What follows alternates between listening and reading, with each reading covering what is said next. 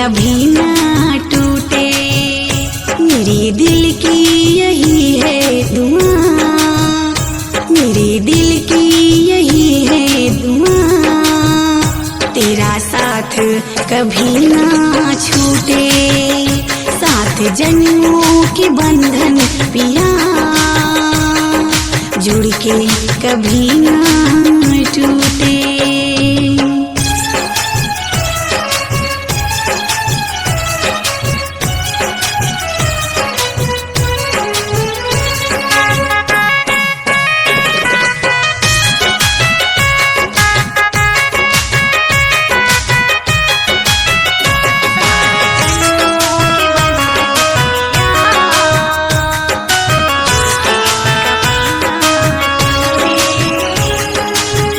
जब देखूं मैं चांद पिया, उसमें दिखे तेरी सूरत पिया।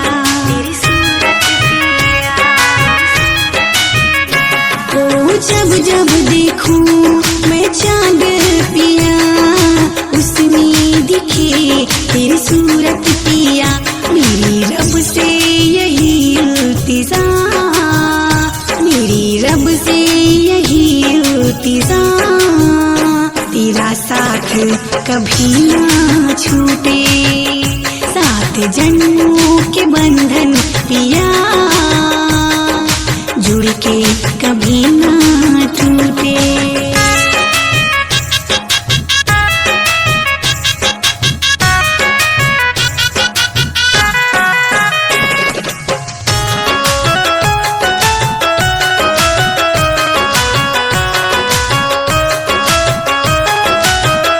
चांद तारों सी माँ मेरी भर दो पिया, दुनिया की खुशी हम दे दो पिया।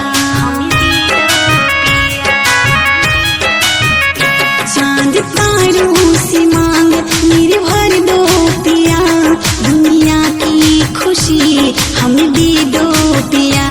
मेरी है आपसे रजा, पूरी माँ की यही है रजा, तेरा साथ कभी ना छूटे। साथ जन्मों के बंधन पिया, जुड़ के कभी ना टूटे।